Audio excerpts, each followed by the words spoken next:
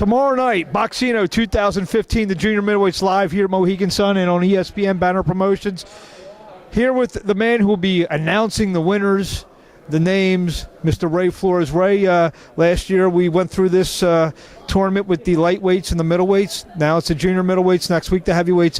What are we looking for in this tournament? Well, I'll say that there's pulsating excitement all over Mohegan Sun. 12 years ago, Arturo Gatti, Mickey Ward had their first fight. What a tremendous battle that was. Fight of the decade.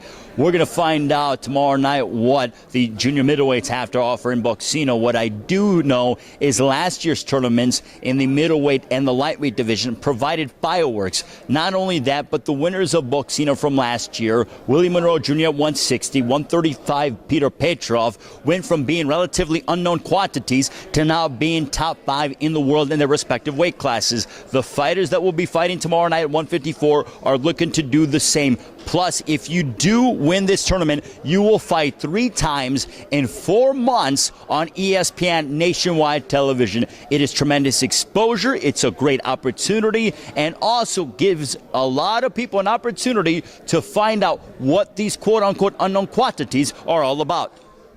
I know you had a chance to talk to all these guys this week based on what you've read, what you've seen, what you've heard.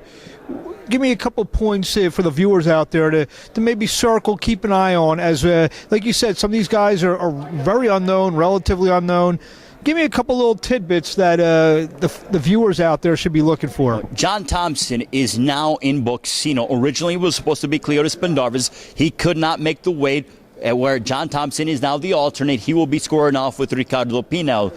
Thompson has a great jab, slick boxer, as is Pinel.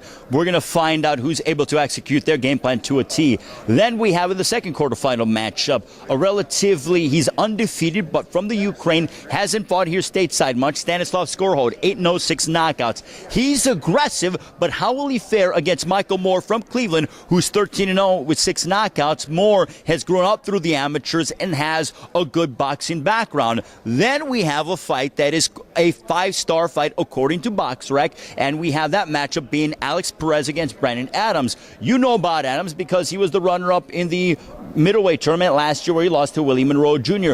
Both fighters as a whole have 33 wins and only 2 losses between the two, and they do punch very powerful. So we're going to find out. And Brandon Adams last year was the young fighter, was the untested fighter. Now he's coming into this tournament as the favorite. Then we get Vito Gasparian, a guy who feels like he's been wronged by the sport, believes that his record isn't indicative as to what he's all about, and he squares off with Simeon Hardy, who's undefeated at 13-0 with 10 knockouts. And honestly, Simeon Hardy, the candy man, can put you to sleep. No candy, he gives you knockouts.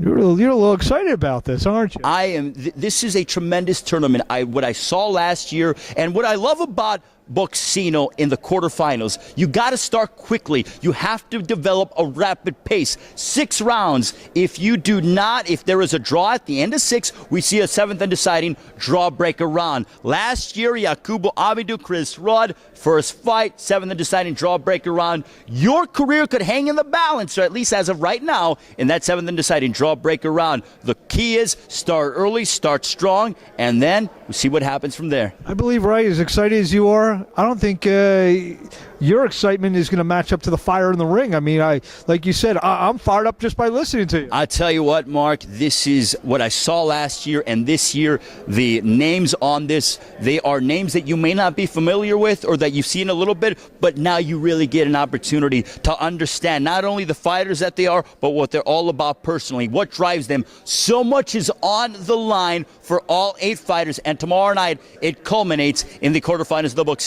tournament. And what a fitting venue like Mohegan Sun here in Uncasville, Connecticut, a building that has held so many great fights. Tomorrow night, expect more of the same with Boxcino 2015. Well, before anyone gets their hand raised, they're going to hear the voice of Ray Flores, Mark Ames. We'll see you tomorrow night, Mohegan Sun, Boxcino 2015.